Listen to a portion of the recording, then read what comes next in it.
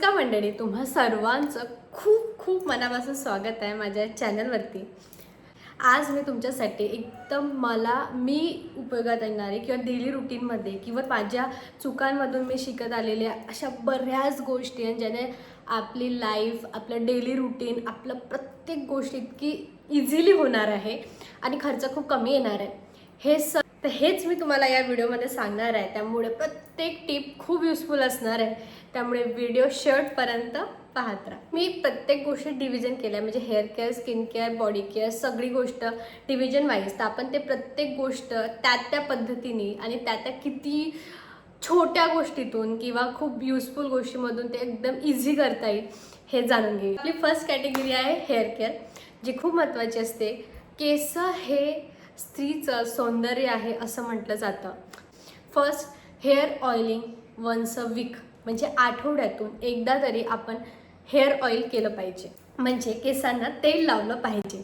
आता आधी जेव्हा आपल्या आजी वगैरे किंवा आता आईच्या पण केस खूप छान असतात, कारण की ते खूप तेल लावायचं, परंतु काही सायंटिफिक रिझन फॉलो केल्यानंतर किंवा स्वतः अनुभव घेतल्यानंतर हे पण सुद्धा तेवढंच खरं आहे की खूप जास्त वयाच्या 16व्या वर्षानंतर आपल्या केसांना खूप ऑइलिंगची गरज नसते। जसं आपण पहिले रात्री लावायचो, मग सकाळी केस धुवायचो, ती आता आपल्याला गरज नाही आहे, कारण की त्याच्यानंतर आपोआप आपल्या केसांच्या स्काल्पवरती ऑइल प्रोडक्शन होतं आणि जर आपण जास्त लावलं तर केस गळती पण जास्त होते। तर कसं करायचं? हे आठवड्यातून एकदा करायचं। आपण केस धुण्याच्या अर्ध्या तासाच्या आधी ऑइलिंग केलं तरी खूप छान गोष्ट आहे, आणि मी खूप छान एक घरगुती असं ऑइल तयार केलेलं आहे आणि जे खरोखर खूप मला हेल्प केलेली आहे। जर तुम्हाला ते जाणून घ्यायचं असेल तर मला कमेंटमध्ये नक्की सांगा, आपण केसांवरती खूप छान व्हिडिओ घेऊन येऊ। परंतु आठवड्यातून एकदा ऑइलिंग करणं मस्ट आहे, पण केस धुण्याच्या अर्ध्या तासाच्या आधी केसांना तेल लावायचं आणि त्यानंतर छान वॉश करून घ्यायचे। केस ट्रिम करणे, आता खरं तर 4 महिन्यातून, 6 महिन्यातून किंवा जेव्हा जेव्हा तुम्हाला वाटते, पण खरं तर 4 महिन्यातून एकदा तरी केसांना ट्रिम करणं खूप आवश्यक असतं। त्याचं रिझन असं असतं की केसांना वाढ होण्यासाठी पहिले थोडासा लेअर तुम्ही जर वेगळ्या डिफरंट स्टाईल करत असाल किंवा खूप फेस कटनुसार करत असाल तर ती गोष्ट, पण बेसिक जर हेअर कट करायचे असेल तर ट्रिम करायचे, छोटे इतके केस कापले तरी चालते, त्याने वाढ होण्यास खूप मदत होते। ही गोष्ट तुम्हाला खरंच लक्षात आली असेल, आणि आतापर्यंत जर तुम्ही नसेल केली तर तुम्ही दर 4 महिन्यातून एकदा केसांना फक्त एक बेसिक कट करा, तुमच्या केस वाढीसाठी नक्की मदत होईल। हेअर मसाज, आता खूप जणांना आपण तेलाची वाटी घेऊन आईकडे गेलो किंवा कोणत्याही दुसऱ्याकडे गेलो की मला मसाज करून दे, ओके, पण जेव्हा घरी कोणीच नाही आहे किंवा आता कोणाकोणाला कंटाळा आला असेल तर काय करायचं? मार्केटमध्ये बरेच हेअर टूल्स आहेत ज्यांनी खूप छान प्रकारे मसाज होते, जे मी फॉलो करते।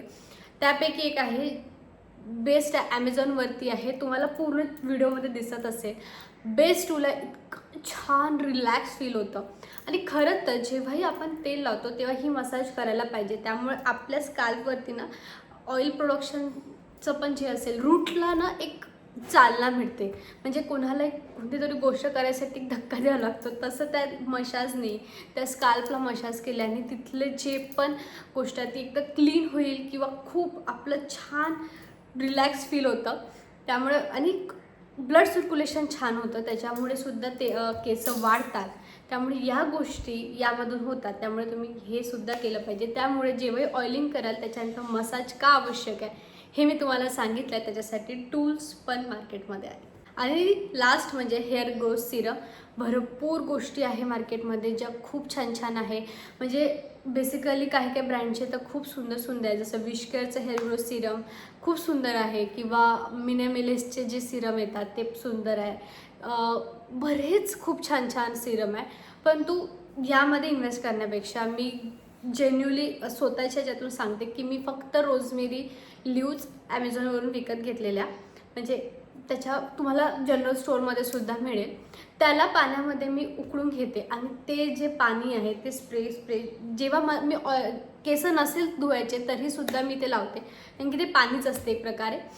परंतु रोजमेरी लीव्जने खूप जास्त हेल्प केली आहे मला, कारण की जेव्हा मला 2-4 महिन्याच्या अगोदर खूप केस गळतीचा प्रॉब्लेम होता, त्यामुळे या बेसिकली मी स्वतःवर एक्सपेरिमेंट केलेलं आणि त्यानंतर तुम्हाला सांगते की रोजमेरी ज्या लीव्ज आहे त्या खूप छान काम करतात केस वाढीसाठी, केसाला अगदी पोषण देण्यासाठी. त्यामुळे मी सिरम फक्त रोजमेरीचं पाण्यामध्ये उकळून लावती आहे. स्प्रे करू शकतो तुम्ही केसांच्या एक आठवड्यात जर तुम्ही हेअर ऑइलिंग करत असाल किंवा मग 3-4 दिवसातून जर तुम्ही केस धुता, ऑब्व्हियसली 2 दिवसानंतर केस धुवायला पाहिजे, तेव्हा तुम्ही हे करू शकता. खूप छान येतं काम. सेकंड असतं इंटिमेट केअर. म्हणजे आता या बाबतीत काय असं जर असेल तर खरं तर ह्या गोष्टीकडे आपण खूप लक्ष द्यायला पाहिजे. किंवा बऱ्याच मॅगझिनमध्ये, पेपर्समध्ये किंवा जर तुम्ही गुगलवरती सर्च केलं तरीसुद्धा या बाबतीतनं जितका आपल्याला नॉलेज असायला पाहिजे आपल्याकडे आहे नाही, आपण लक्ष देत नाही आणि याचे बरेच प्रॉब्लेम नंतर आपल्याला सॉल्व करायला खूप त्रास होतो. त्यामुळे आधीच जर आपण ह्या गोष्टीकडे लक्ष दिलं तर ह्या गोष्टी होणार नाही. त्याच्यामध्ये पहिली गोष्टमध्ये जेव्हा आपले पिरियड्स असतात, मेन्स्ट्रुएशन सायकल चालू असते, आपल्या पॅन्टीज वेगळ्या असल्या पाहिजे, अगदी कॉटन असल्या, ब्रिदेबल असल्या पाहिजे. कारण की प्रत्येक स्त्री 2 विकत घ्या, खूप महाग घ्यायची गरज आहे असं सुद्धा नाही. छान स्वस्तामध्ये कॉटनच्या पॅन्टीज मिळतात, परंतु रेग्युलरपेक्षा आपल्या पिरियड पॅन्टीज वेगळ्या असल्या पाहिजे. याचं तितकं रिझन पण आहे कारण की तेव्हा आपलं ब्लड फ्लो होत असतो, आपल्या बऱ्याच गोष्टी वेगळ्या चेंजेस होत असतात. त्यामुळे त्या पॅन्टी वेगळ्या असणं, छान स्वच्छ असणं, त्याच्यानंतर त्याला गरम पाण्यामध्ये वॉश करणं, या बऱ्याच गोष्टी असतात. त्यामुळे त्या पिरियड पॅन्टीज आपल्या वेगळ्या असायला. आता त्यानंतर असतं ते म्हणजे जेव्हाही आपण खूप जाहिरातीमध्ये किंवा याच्यामध्ये आपल्याला असा समज असतो की तो भाग काळवट आलेला आहे तर आपण क्रीम वापरायला पाहिजे. खरं तर कोणतंच क्रीम त्या बाबतीत तुम्हाला मदत करणार नाही आणि ते तितकं लावणंही गरजेचं नाही किंवा आवश्यक नाही किंवा चांगलंसुद्धा नाही. तर अशा वेळी आपण काय करू शकतो, आपण बेसिकली त्याला, तुम्हाला जर त्या बाबतीत थोडीशी मदत हवी असेल तर आपण स्क्रब करू शकतो. पण कोणतंही हार्ड स्क्रब नाही म्हणत आहे मी. तुम्ही जेन्युअली काय करू शकता, मार्केटमध्ये किंवा कोणत्याही स्टोअरमध्ये तुम्हाला ते हँड ग्लोव्जचे जे स्क्रब मिळतात ते मी ते फोटो दाखवेन, ते लावायचे आणि तुमचा कोणताही तुमचा बॉडी वॉश असेल तर त्याच्यामध्ये रब करून फक्त तुम्हाला हळवापण करायचं आहे, खूप हार्शली नाही, हळवारपणे करायचं आहे आणि तितकं स्क्रब करायचं आहे बस. बाकी काही तुम्हाला करायचं नाही. तुम्ही फक्त पाणीने वॉश करायचा. कोणतंही बाहेरील क्रीम असो, फोम असो किंवा कोणतेही असं पदार्थ ज्याने हे असं होईल किंवा काळवटपणा जाईल असं काही नसतं.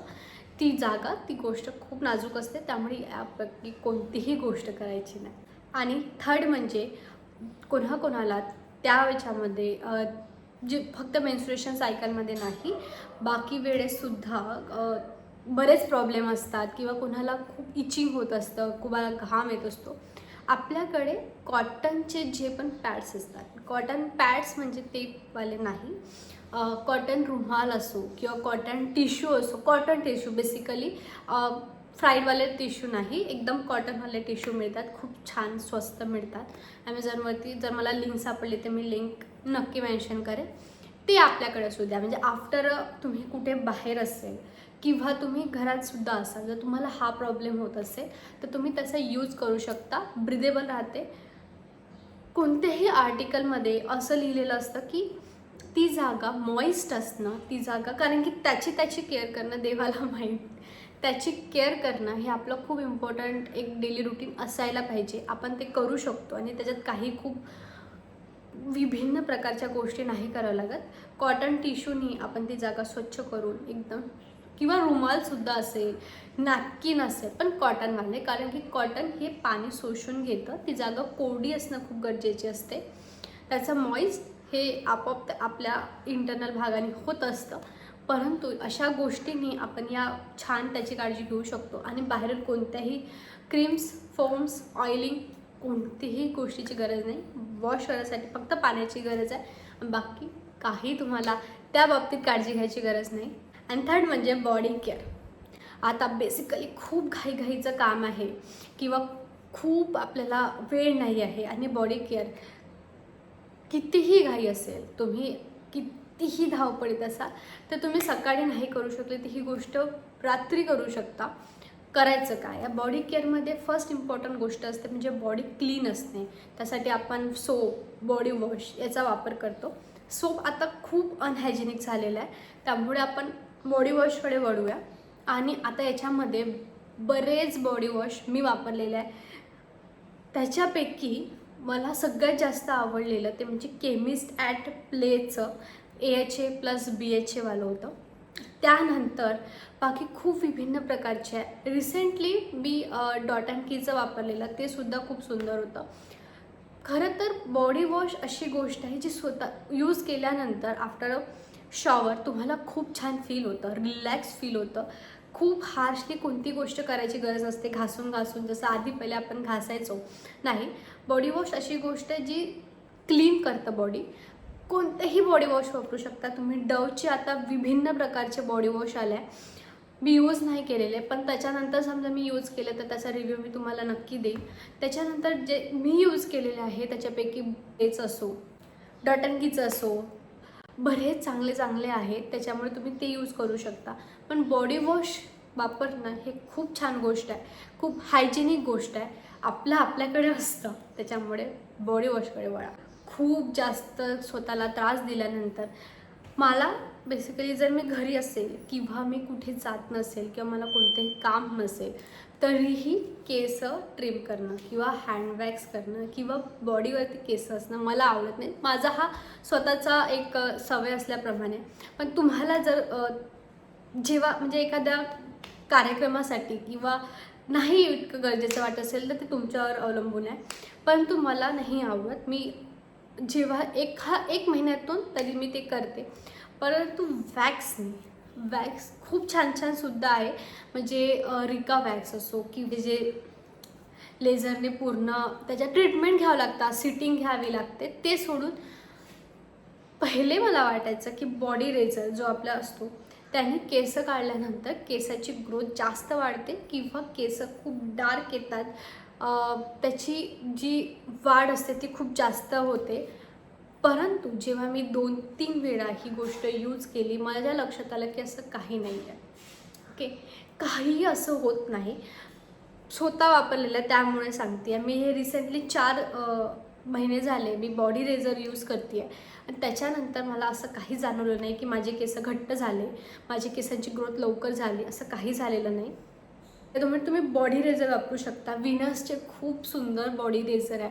काही नाही, फक्त हाताने तुम्हाला हे करावं लागतं, वॉश करावं लागतं आणि केसांच्या उलट्या डायरेक्शनने तुम्हाला ते करावं लागतं आणि त्याच्यानंतर भरपूर बॉडी लोशन लावायचं, मॉइस्ट करायचं.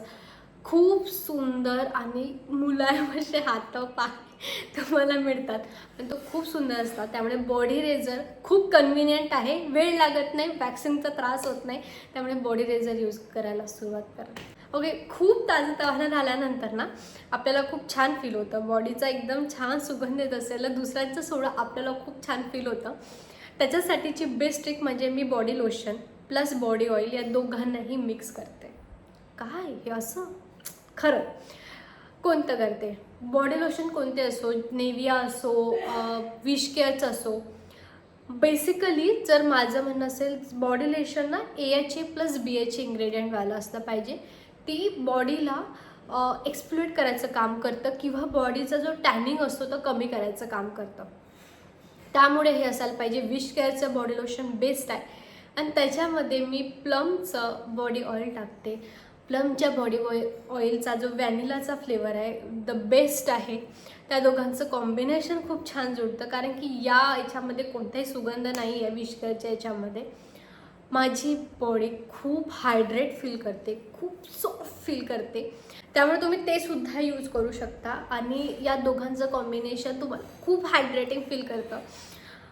खरं तर हे गोष्ट मी आधी यूज नाही करायची, परंतु जेव्हापासून यूज करत आलेली आहे खूप सुंदर फील होतं.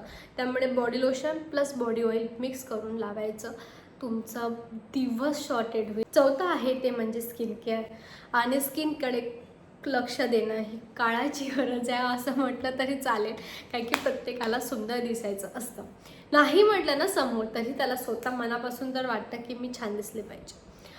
बाकी बऱ्याच गोष्टी पिंपल्स येणं जसं आता मला आलेले आहेत हे नॅचरल आहे.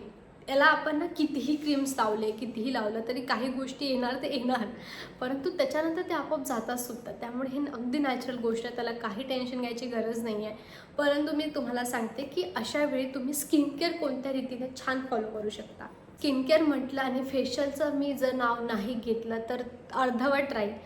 मंथली फेशियल करणं खूप गरजेचं आहे. तुम्ही घरी करा, तुम्ही बाहेर जाऊन करा, तुम्ही कोणाकडून करून घ्या, परंतु मंथली फेशियल करणं खूप गरज आहे. गोरं करायसाठी नसतं बेसिकली, त्याने आपल्या चेहऱ्याची मशाज होते, त्यामुळे मंथली फेशियल खूप गरजेचं असतं. मी मार्केटमध्ये जात नाही, त्या करायसाठी सेलॉनचा यूज नाही करत. मी घरी आपलं स्वतःचं फेशियल करते. आणि जर तुम्हाला ते बघायचं असेल तेही मला कमेंटमध्ये सांगा, मला आवडेल त्यावर विषयचा व्हिडिओ बनवायला, मी ते नक्की बनवेल. घरी फेशियल करायचं, किंवा जर तुम्हाला इतकं कन्व्हिनियंट नसेल तर तुम्ही मार्केटमध्ये सॅलॉनमध्ये जाऊन करू शकता. पण मंथली फेशियल करणं खूप गरजेचं असतं. कोणतंही करा, तुमच्या कन्व्हिनियंटनुसार, बजेटनुसार करा, परंतु त्याने आपल्या स्किनची मशाज होते. आपल्या अँटी एजिंगसाठी मशाज खूप आवश्यक असतं. स्किनला ना एक पंपिंग करण्यासाठी, स्किनला ताजंतवाना किंवा असं टॅपिंग. मी तुम्हाला म्हणते की मी क्रीम लावताना टॅप करते, कारण की ह्याला टॅपिंगनी एक प्रकारे आपण कोणत्याही सेल्सला एक जागा देतो आहे ब्रिथेबल करायसाठी. आणि जेव्हा ते ब्रिथेबल होते तेव्हा ब्लड सर्क्युलेशन छान होते, आणि तेच त्याचं मागचं रिझन असतं. त्यामुळे मंथली फेशियल खूप महत्त्वाचं आहे. सेकंड म्हणजे केसला शेविंग करणं, म्हणजे जे आपल्याला केस येतात. खरं तर याचं रिझन खूप विभिन्न रिझन असू शकतात. हार्मोन चेंजेस किंवा अनुवांशिकपणासुद्धा येतो, किंवा कोणाकोणाला ना त्या गोष्टीची एक आजारप्रमाणे किंवा कोणाकोणाची ग्रोथच तशी असते. मलासुद्धा त्या गोष्टीचा प्रॉब्लेम आहे. पण मला ना ती 15 दिवसातून एकदा तरी मी फेस शेविंग करते, कारण की ती गोष्ट ना अशी चेहऱ्यावरती असणं मलासुद्धा आवडत नाही.